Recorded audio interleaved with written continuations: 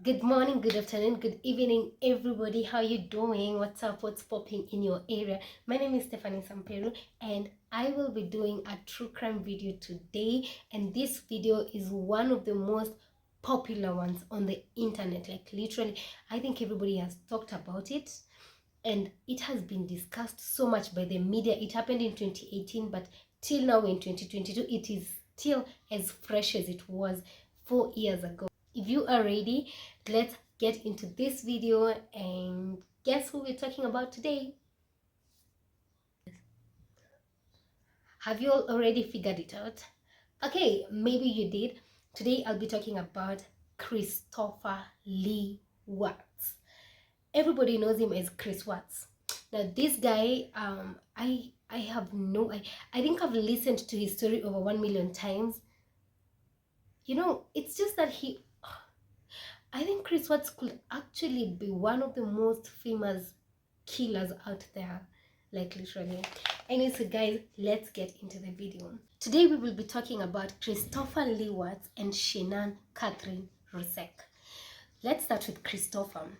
Let's call him Chris Watts because Christopher sounds so professional, and also he's popular for the name Chris. Literally, if you go to Google and just Google the name Chris, I'm so sure the first Chris that comes up is Chris Watts. Isn't that crazy? But then actually it's very true. Everybody hates Chris.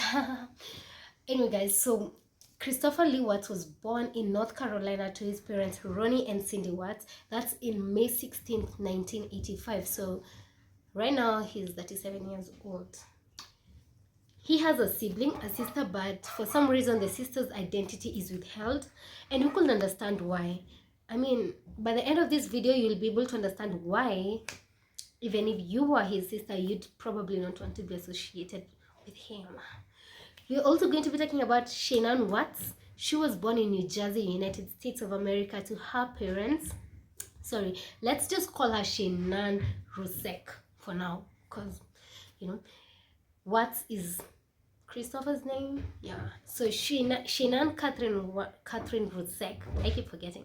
Shanann Catherine Rusek was born to her parents on January 10th, 1984 in New Jersey, United States. Her parents are Sandra and Frank Rusek. She also has a sibling who's named after her dad, Frank Rusek. We are also going to be discussing themes of murder and violence and savagery, kids brutality. So if these are things that bother you, it's time we said goodbye.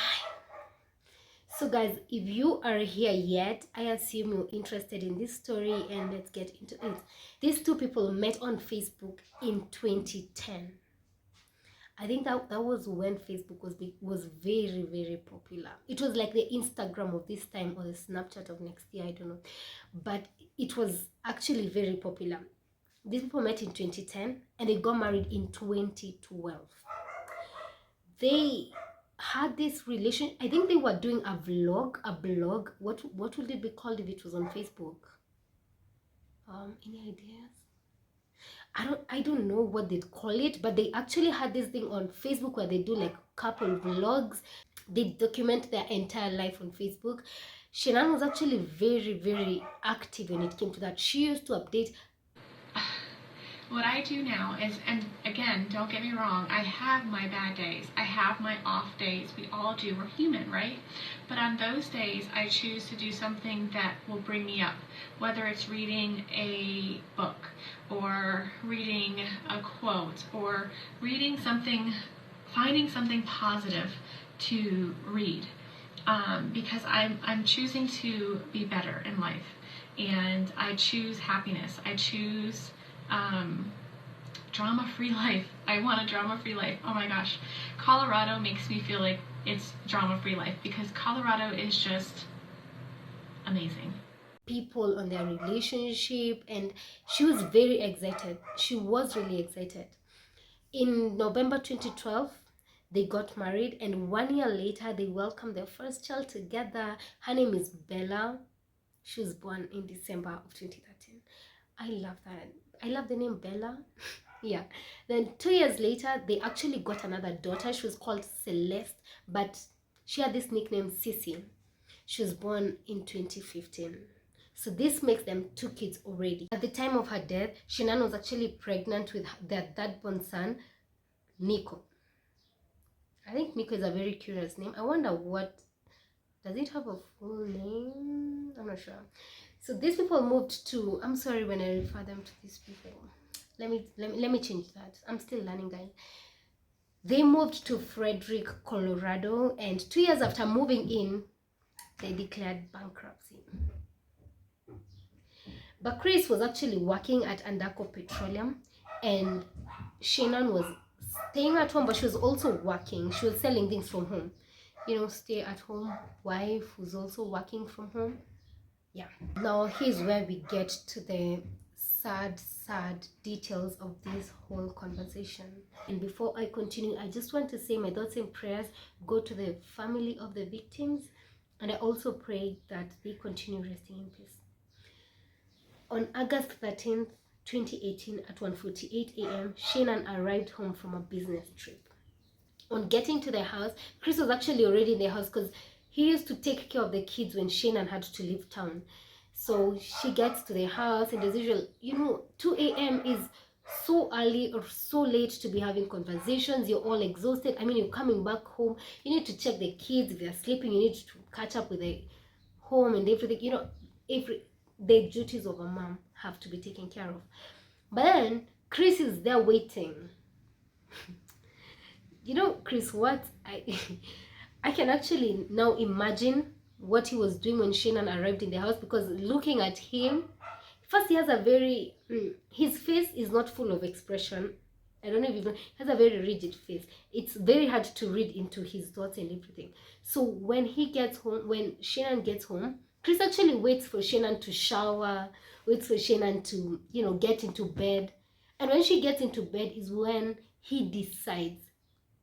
And remember, guys, this is 2 a.m. in the morning, is when he decides, now it's time for me to initiate a conversation. Who does that at 2 a.m.? Who? But I guess this thing must have been bothering him so much, because I have never heard of anyone starting a conversation at 2 a.m., especially with someone who just got home from a trip.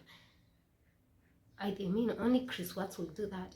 So he starts saying, Shannon, I mean, this one not his exact words, but I'm assuming it was like, Shannon, I need to tell you something.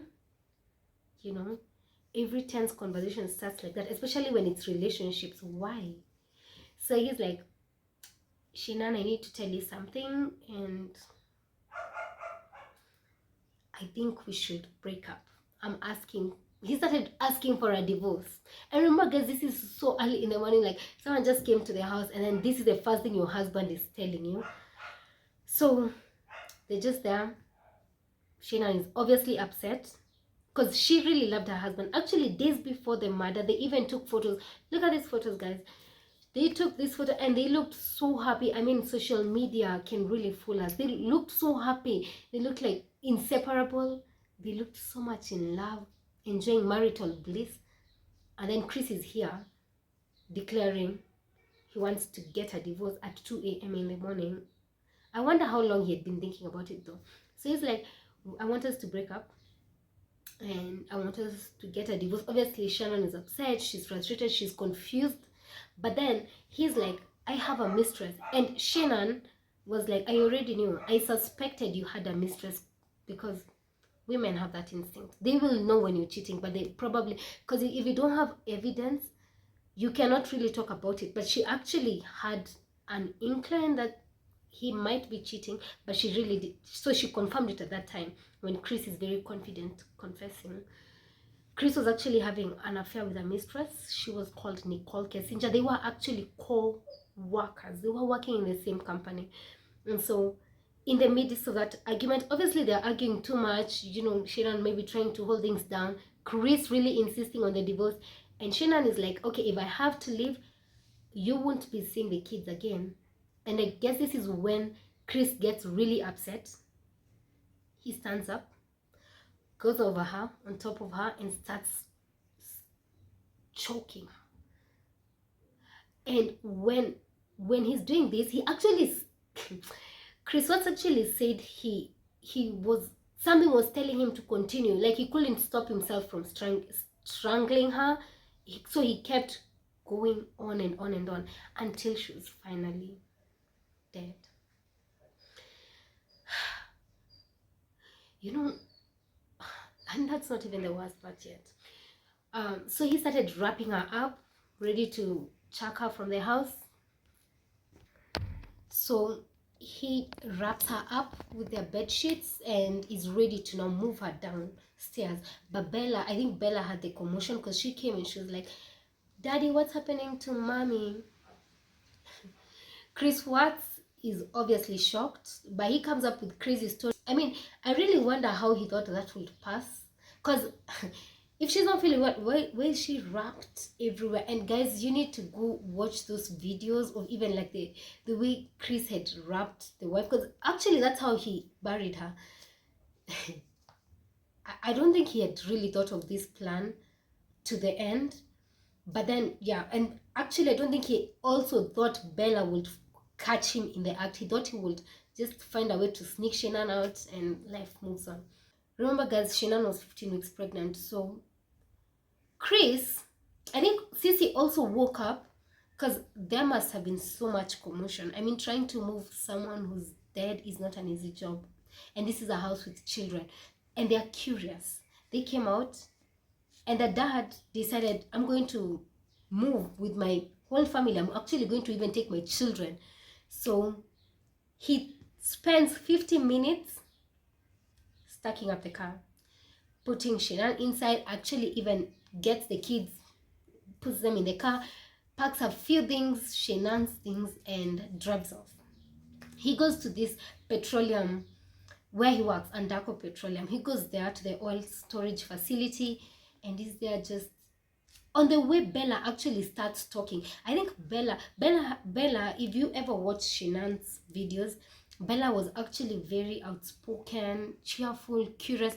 She seemed like a very intelligent girl. She's not someone you could easily tell off. So she starts talking to her dad.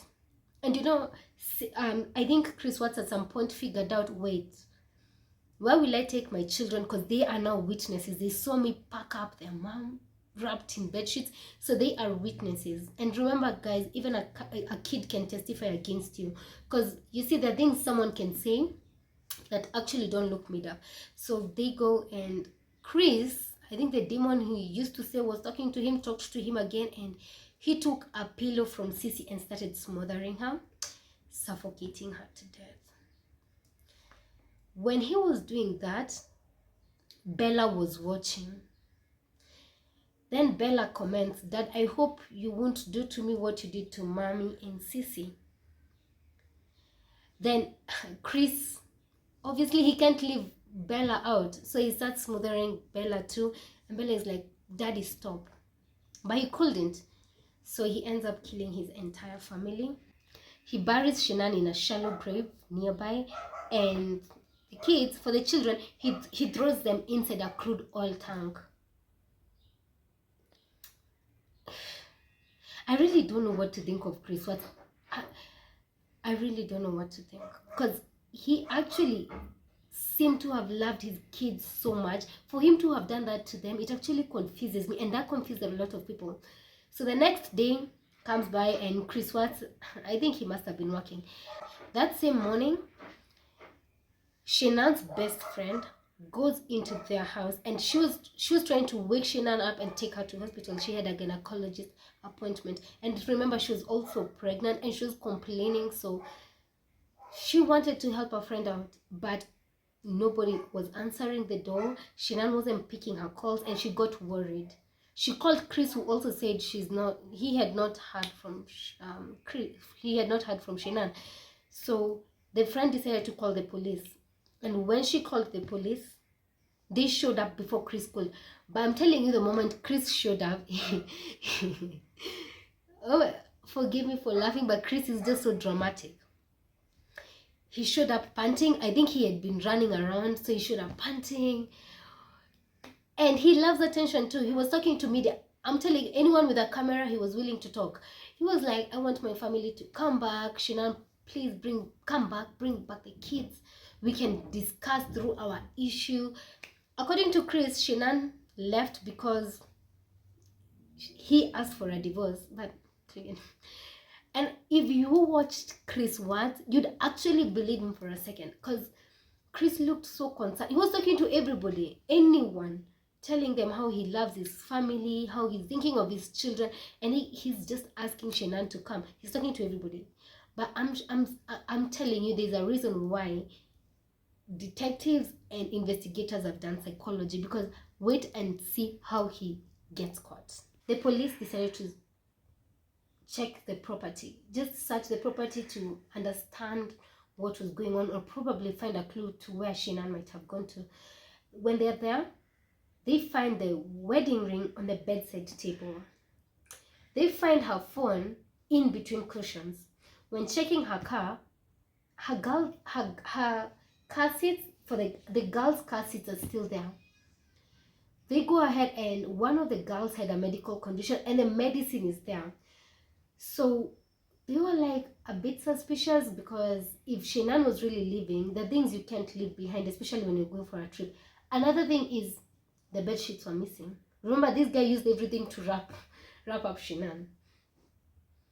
Also, their camera footage had actually been deleted or tampered with, so they didn't really see Shannon leaving. But luckily, this community, they were in a gated community, and people had cameras, and they also had a neighborhood watch. What happened is they went to the neighbors to ask, can someone provide CCTV footage? And one neighbor was actually very willing to talk, because she said she saw Chris parking his gray truck for close to 1 hour, and she also thinks she saw him carrying a lot of things into the car.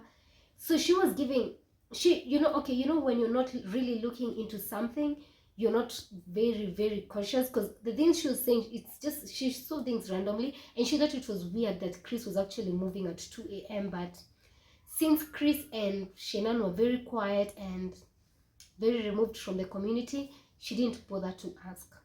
So she also saw him drive off. You should have heard Chris saying how he was sleeping.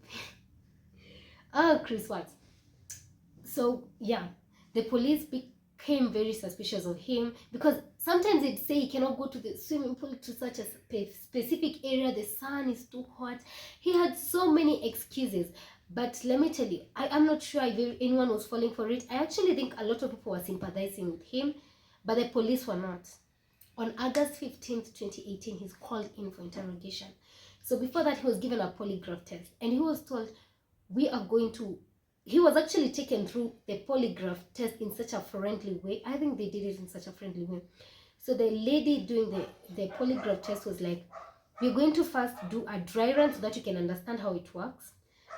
And he was given numbers and told, he was told to write specific numbers, then told, you're going to lie to me about these numbers just to see how polygraph test works. Mention some things correctly, lie to me at some point so that you can compare. He agreed and went through it, and he actually agreed to do the polygraph test. This guy is that confident. He was actually asking, how can a polygraph test be wrong? And he's told about certain body movements that can actually make the polygraph test wrong. So he did believe he would get away with it. But guess what? Once the actual polygraph test was done, he failed with flying colors. He didn't even get one thing right. And remember, even during the polygraph test, Chris is busy saying that Chris is actually accusing his wife of killing the children. This is before he can even make his confession. He's already saying Shannon might have actually killed the children. Maybe she was really upset. Probably she killed the children and then killed herself. This is what Chris is saying. Polygraph tests come out and gets a 0. He failed everything, every single thing. So he's automatically named a pathological liar, and everything he has said before is an automatic lie. And now the investigation has to start again. And this is when he bows down to pressure and finally confesses. But get this. He decided, okay, fine. This only ends one way. So he's like, I'm going to talk to you, but first, can I talk to my father? I don't know why. I don't know if... Anyway, so he decided to talk to his dad. His dad is brought in. And after that, Chris decides to confess. But he's still lying when he's confessing. This guy is crazy. He's still lying. He went and said, I killed Shinan for killing our children. So now you see, nobody thought that the children were dead or Shinan, but when he's talked about his children being dead, he's obviously casting doubt on himself, because how did he know they're dead when he, like, okay, even if they're dead, where are the bodies? So he's like, I killed Shinan because Shinan got upset and killed the children to hurt me. I must admit that was a very classical lie.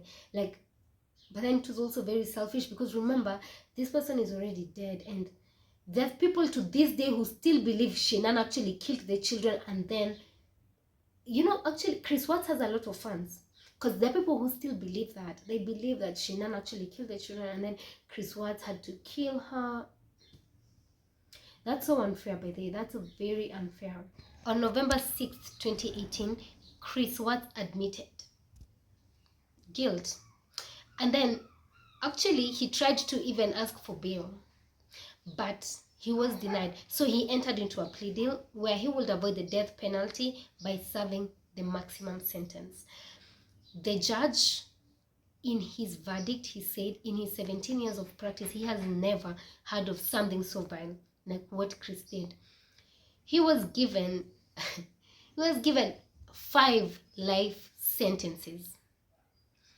And on top of that, he was also given 84 more years, 48 years for unlawful termination of pregnancy. This is because Shenan died while she was pregnant, 15 weeks pregnant. And also 36 more years for tampering with three counts of tampering with human bodies. That was 36 years. That's because of tampering with Sisi, Bella, and Shenan. Some people think he didn't get the proper sentence, but you know, there's only so much that can be done. 5 life sentences is a lot. And I actually really wonder what happens, because he can't live 5 more times. What happens? Is this where the law of karma applies? Like, for the next 5 lifetimes he's actually going to be going to prison, and then in one lifetime he'll go to prison till he's 84 years just to complete serving the sentence? What do you guys think? Where do those extra years go to? I'm sorry guys, I'm having puppies and they are making noise. They are crying because they want to come out. They can hear me talking. Give me a minute, let me check on that. During their impact statements, Sandra Rusek, who is Shinan's mom, actually reminded Chris Watts of Bella's love for him and how much she would always sing for him. There's this song she actually said, I remember Bella sang for you, Daddy is a hero. Is a hero, he helps me grow up strong. He helped me snuggle too. He reads me books, he ties my shoes. If you're a hero, blue and blue, my daddy, I love you. Oh, I love. And this song, I actually like it. You know, I used to wonder where I got that tune from, but now I just remembered I got it from her, from Bella. So she'd keep singing to her dad. It must have really sucked for Chris Watts, because probably he had forgotten that. So Sandra reminded him of that. And his own mom,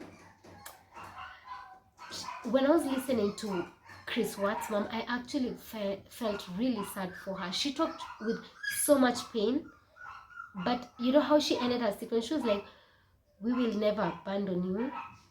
We love you, we forgive you, and you will always be ours, no matter what. I mean, gosh, it takes a lot for a mom to say that, yeah? Chris Watts is in prison serving his sentence. In 2020, he came out to talk about Nicole Kessinger. He actually told an inmate, but guys, take this with a bit of salt. He actually told his fellow inmate that, I think he actually said Nicole Kessinger is the one who smothered the children. But Nicole came out to deny that, and he was like, the first time I met Chris Watts, he told me that he was already separated. He told me he was in the middle of the separation, and now when I came to find out that he was not separated, that's when Chris now started rushing to separate with Shinan. Get this, guys, these people had only dated for 1 month. They met in July 2018. They started their relationship in July 2018, and in August, on 13th August, Chris had already killed his family just to settle with his mistress. And I don't know how to feel about Nicole. But then again, this brings me to my opinions. My opinions. Their opinions. I'll say this. I feel like it's so wrong. I think this thing is happening a lot. Crimes of passion and people always coming into people. Let me tell you this. As much as you can, try to avoid being in the middle of people's marriage. Because Nicole was even on Google, searching for how to be with a married man. I'm actually going to later do a video on her because I don't understand Nicole. She actually, she fell off the radar. She probably changed her name. Obviously she will, because she did receive a lot of backlash. People are not trying to understand her because at some point they feel like maybe she put too much pressure on Chris. So Chris ended up killing his family to please Nicole. But then again, guys, let's remember this. Chris is not a child. Okay? Chris Watts wasn't a child. He's never been he is a grown-up. He needed to fix his issues and bring his house in order. Because you don't kill people to get out of a problem. Hello? And guys, let's learn to deal with conflict, stress, and address issues. Because at some point, things pile up. They become so overwhelming, and it literally takes just 5 seconds. You're always just 5 seconds, even 1 minute away from a decision that could entirely change your life. And that's what happened, because I think when Shannon was going home, Chris, according to how he committed that crime, he wasn't really sure he was going to do that, but it's like he had this overwhelming anger towards Shannon. Guys, it feels like at some point his pile up became too much. Remember, this guy had declared bankruptcy. He had a mistress and he had a child on the way. That would overwhelm anyone. And I'm not even excusing his actions. I hope he's having a really hard time in jail. I'm not excusing his actions, but let's learn to address issues. Don't let conflict settle. Just don't keep on saying, let the story flow. We're going to try to address those issues that could easily overwhelm you, because we could just be a decision away from Chris Watts, an emotion away from him. It's crazy how simple it is to be the next. It's crazy, man. Chris Watts, a young American, living the American dream, having a family. I mean, these are things every man wants. Every man wants to have that beautiful wedding, get children, settle down. And guess what? Now he's in prison, convicted for the murders of everyone he ever wanted, everything he ever had, and everything he once loved. It's so sad. I don't have any pity towards him. I just feel so bad for Bella and Sissy, and also Nicole, children who didn't even get to graduate from preschool. I feel so sad for Shannon. She was just 34 years when she died. It's really sad, guys. Let's keep their families in prayer, and remember to always think twice before making any decision, okay? Till next time, let me go take care of my puppy, because Jesus Christ, I won't even get a break. Till next time, love, luck, and light, and be kind to everybody, and think, okay? Have your mind in the game. Bye, guys.